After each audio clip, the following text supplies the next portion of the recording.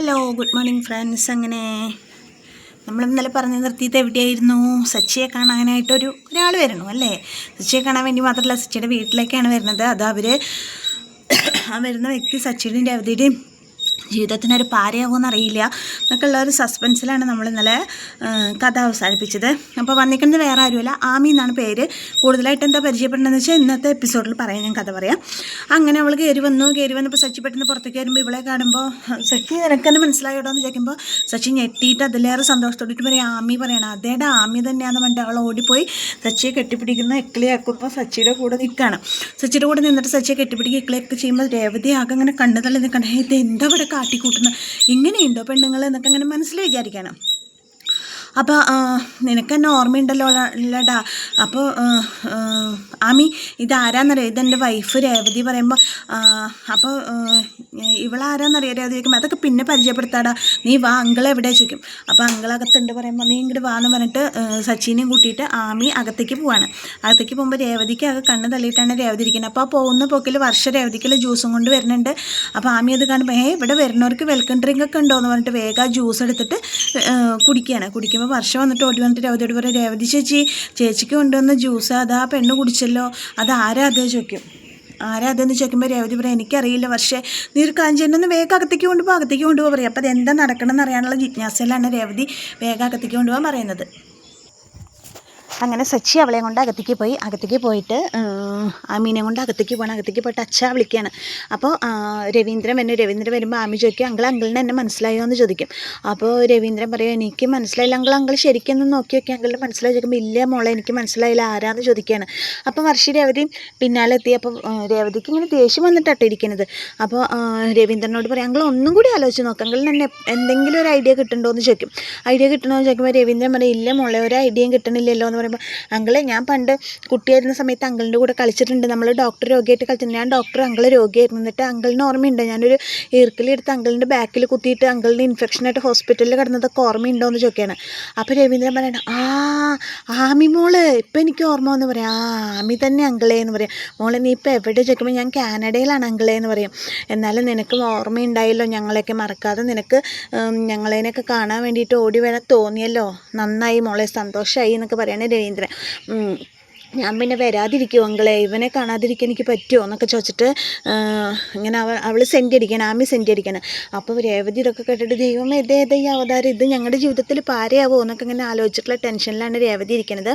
അപ്പോൾ പറയും, മോളെ ഇത് ആരാന്നറിയോ എന്ന് ചോദിക്കും രവീന്ദ്രൻ. അപ്പം ഞാൻ തന്നെ പരിചയപ്പെടുത്താം, രേവതി ഞാൻ സച്ചിയുടെ കളിക്കൂട്ടുകാരിയാണ്. ചെറുപ്പം തൊട്ട് ഞങ്ങൾ ഒരുമിച്ചായിരുന്നു. അതായത് ഒരേ പാത്രത്തിലുണ്ട്, ഒരേ പായൽ ഉറങ്ങി പറഞ്ഞവരാണ്. അതായത് രാത്രി കിടക്കണ വരെ ഞങ്ങൾ ഒരുമിച്ചായിരുന്നു. കിടക്കാൻ മാത്രമാണ് ഞങ്ങൾ 2 വീടുകളിലേക്ക് പോയിട്ടുണ്ടായിരുന്നത്. അങ്ങനെ ഞങ്ങൾ രണ്ടുപേരും 2 വഴിക്ക് വലുതായപ്പോൾ പിരിഞ്ഞു എന്ന് മാത്രം.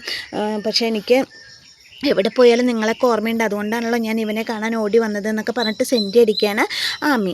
അപ്പോൾ രേവതി കളിക്കൂട്ടുകാരിയാണല്ലേ, ഇതിലപ്പുറം കേൾക്കേണ്ടി വരും പറഞ്ഞിട്ട് ആമി, അല്ലേടാ നമ്മൾ എന്തൊക്കെ ചെയ്തേക്കണോടാ പറഞ്ഞിട്ട് വീണ്ടും സച്ചി വന്നിട്ട് കെട്ടിപ്പിടിക്കാനാകുമ്പോൾ രേവതിക്ക് അത് സഹിക്കണില്ല. രേവതി ഒരു സച്ചിട്ട് എൻ്റെ കോല് വേദനിക്കണം, എന്നൊന്ന് റൂമിൽ കൊണ്ടുപോകുമെന്ന് പറയും. അപ്പോൾ ആമി വന്നിട്ട് പറയും, അതിനെന്താ ഞാൻ കൊണ്ടുപോകാല വേണ്ട സച്ചിയേട്ടൻ കൊണ്ടുപോക്കോളും എന്ന് പറയാണ്. സച്ചിയേട്ടൻ കൊണ്ടുപോക്കോളും എന്ന് പറഞ്ഞിട്ട് ശരി ഞാൻ ഇവിടെ റൂമിലേക്ക് ആക്കിയിട്ട് വരാമെന്ന് പറഞ്ഞിട്ട് സച്ചി രേവതിയും കൊണ്ട് റൂമിലേക്ക് പോകുമ്പോൾ ആമി പറയും, ഞാൻ എന്തായാലും ഇവിടെ കുറച്ച് ദിവസം ഉണ്ടാവും അങ്കിളെ, ഞാൻ കുറച്ച് ദിവസം കഴിഞ്ഞിട്ടേ പോകുള്ളൂ, നമുക്ക് അടിച്ച് പൊളിക്കണം എന്ന് പറയാണ്. അപ്പോൾ വർഷയ്ക്ക് ഭയങ്കര ഇഷ്ടമായിക്കണം കേട്ടോ ആമീനെ. അപ്പോൾ ശരി പറഞ്ഞ അപ്പോൾ മോള് ഡ്രസ്സൊക്കെ കൊടുക്കുന്നുണ്ട് ചോദിക്കുമ്പോൾ എൻ്റെ ലഗേജ് അവിടെ ഉണ്ട്, ഞാൻ എടുത്തിട്ട് വരാൻ പറയുമ്പോൾ വർഷം പറയും, വേണ്ട ചേച്ചി ഞാൻ എടുക്കാൻ പറയും, വേണ്ട മോളെ ഞാൻ അടുത്തോളം പറയും. ഇതിൻ്റെ ഇടയിൽ ശ്രീകാന്തിനെ കാണുമ്പോൾ ആമി ചോദിക്കുന്നുണ്ട്, ഇതാരും ഇവിടുത്തെ സെർവൻ്റാണോ? നിങ്ങളൊക്കെ കാനഡയിലത്തെ പോലെ മെയിൽ സെർവൻറ്റിനെയാണോ വെച്ചേക്കണമെന്നൊക്കെ ചോദിക്കുമ്പോൾ സച്ചി പറയുന്നുണ്ട്, അല്ല അത് എൻ്റെ അനിയനാ ശ്രീകാന്ത് പറയും. എൻ്റെ ദൈവമേ ഇവനെയൊക്കെ ഞാൻ ചെറുപ്പത്തിൽ കണ്ടതല്ലേ, ഇവൻ ഇത്രയൊക്കെ വലുതായോ എന്നൊക്കെ ചോദിച്ചിട്ട് വണ്ടടിക്കുകയാണ്. അപ്പോൾ നീ ഇതാക്കൊന്നും വേണ്ട, അവൻ ശരിക്കും ഷെഫ് തന്നെയാണ് എന്നൊക്കെ പറയണം. ഇതവൻ്റെ വൈഫാണ് വർഷ എന്നൊക്കെ പറഞ്ഞിട്ട് വർഷേനെയും പരിചയപ്പെടുത്താണ്. അങ്ങനെ ആമിയോട് കുറച്ച് ദിവസം കൂടാനുള്ള തീരുമാനത്തിലാണ്. അങ്ങനെ ആമി അവിടെ കുറച്ച് ദിവസം കൂടാനുള്ള തീരുമാനത്തിലാണ്. ഇതിന് രേവതിയുടെ മനസ്സമാധാനം പോകുന്നത് നമുക്ക് മനസ്സിലാക്കാം. അങ്ങനെ രേവതിനെ സച്ചി റൂമിലേക്ക് കൊണ്ടുവന്നു. വേദന ഉണ്ടല്ലേ, ഗുളിക എടുത്തരാൻ പറഞ്ഞു. എനിക്ക് ഗുളികയൊന്നും വേണ്ട, അതെന്താ വയ്ക്കുമ്പോൾ എനിക്ക് വേദനയില്ല. അപ്പോൾ നീ വേദന ഉണ്ടെന്ന് പറഞ്ഞതോ, അത് ഞാൻ കള്ളം പറഞ്ഞതാന്ന് പറയാം. അതെന്തിനാ നീ കള്ളം പറഞ്ഞ? ഞാൻ കള്ളം പറഞ്ഞതാ. അവൾ എത്ര ദിവസം ഉണ്ടാവും ഇവിടെ? അതെനിക്കറിയില്ല, അവൾ കുറച്ച് ദിവസം ഉണ്ടാവുമെന്ന് പറഞ്ഞാൽ. നിങ്ങൾ ഇങ്ങനെ ഒരു കൂട്ടുകാരിയെ പറ്റി എന്നോട് ഇതുവരെ പറഞ്ഞിട്ടില്ലല്ലോ.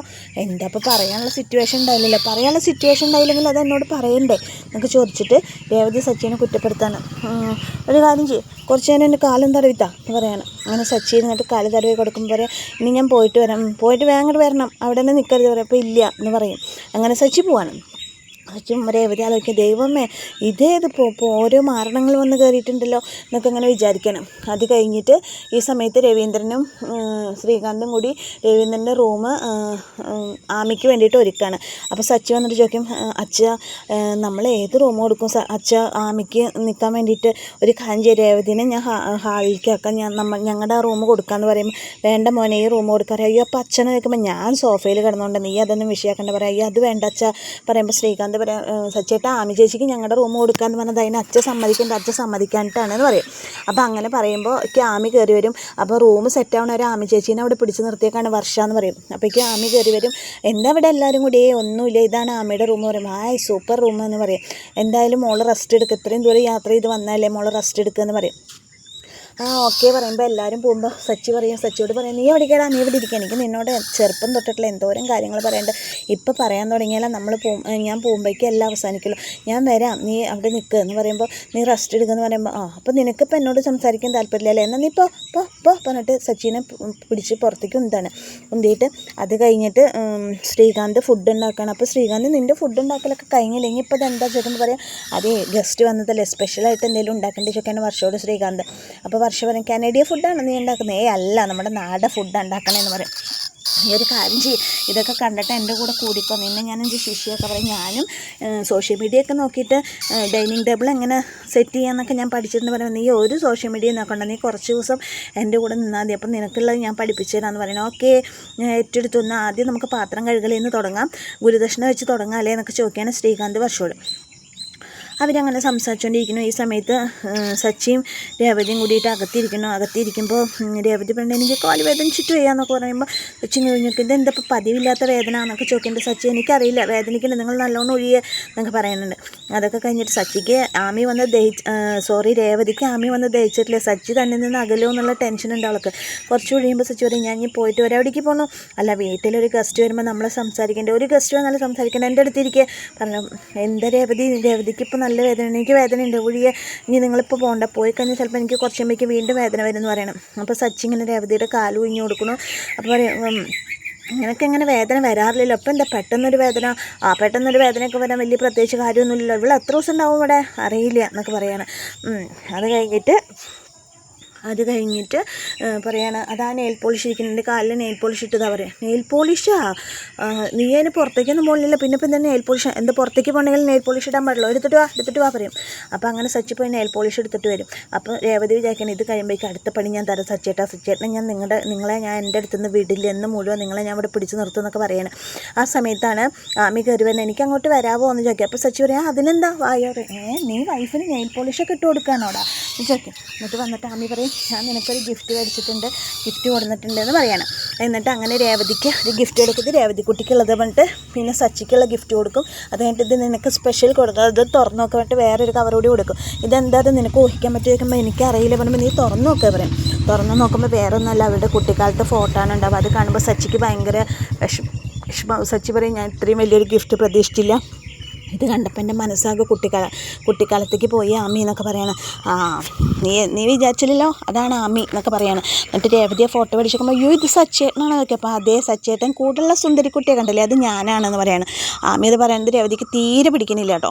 അത് കഴിഞ്ഞിട്ട് ആമി പറയണേടാ, എനിക്ക് വിശന്നിട്ട് വയ്യടാ, വാ ഭക്ഷണം കഴിക്കാൻ പറയുമ്പോൾ സച്ചി പറയും, നീ പോയി കഴിച്ചോ, രേവതി വാ നമുക്ക് ഭക്ഷണം കഴിക്കാം. അപ്പോൾ പറയും, ഒരുമിച്ച് കഴിക്കാൻ പറയുമ്പോൾ രേവതിയോട് പറയും, രേവതി വാ ഭക്ഷണം കഴിക്കാൻ പറയുമ്പോൾ രേവതി, അയ്യോ എനിക്ക് വിശപ്പില്ല എന്ന് പറയുമ്പോൾ ആമി പറയാം, എടാ അവൾക്ക് വിശപ്പില്ലെങ്കിൽ വേണ്ട, വാ നമുക്ക് പോകാൻ പറഞ്ഞിട്ട് രേവതിനെ അവിടെ ഒറ്റയ്ക്കാക്കിയിട്ട് സച്ചിനെയും കൂട്ടിയിട്ട് ഫുഡ് കഴിക്കാൻ പോവാണ്.